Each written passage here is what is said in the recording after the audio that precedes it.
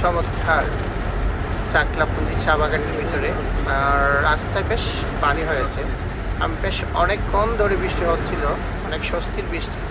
এবং আমরা আসতে আসতে আমরা দেখতে পেয়েছি যে রাস্তার পাশে এখানে গরু ছাগল তারা ঘাস খাচ্ছিল, কিন্তু এই বৃষ্টিতে তাদের যাওয়ার কোনো জায়গা নাই। তারা বৃষ্টিতে দাঁড়িয়ে আছে, কেউ বা এখনো ঘাস খাচ্ছে। একটা চমৎকার পরিবেশ আমরা আসলে দেখছি।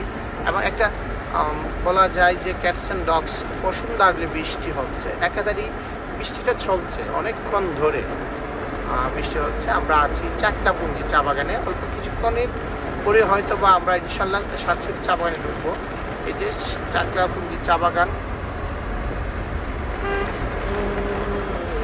সাতছড়ি এরিয়াতে আমরা ঢুকে পড়েছি। আপনার বৃষ্টি উপভোগ করছি এই ঘন গভীর জঙ্গলের ভিতরে। বেশ একটা মজার, কিন্তু ভয়ের কিছু কারণ আছে। অনেক সময় ঝিমঝিম করে উঠে, যে কখন না এই বৃষ্টিতে গাড়ি এসে উঠে অ্যাক্সিডেন্টের প্রবণতাও এখানে প্রচুর। চমৎকার পরিবেশ আজকে রাস্তায় বাইর হয়ে এই বৃষ্টির সময় এই পাহাড়ি রাস্তায় আমরা পাচ্ছি, এবং বেশ মজা পাচ্ছি, অনেকটা এনজয় করার মতোই অবস্থা।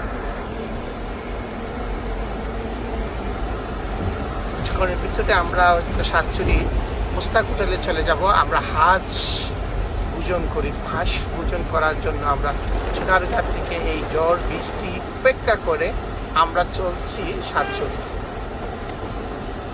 সাতছড়ি ন্যাশনাল পার্ক বাংলাদেশের অন্যতম এই পার্ক, যে পার্কে আপনি আসতে দেখতে পাবেন আপনার বিভিন্ন ধরনের প্রাণী। বিশেষ করে আপনার অনেক অহরহ আপনারা দেখতে পান যে বানর এখানে পাওয়া যায়, উল্লুক পাওয়া যায়, এবং আরেকটু ভয়ের বিষয় আছে, এখানে প্রচুর পরিমাণে সাপ আছে।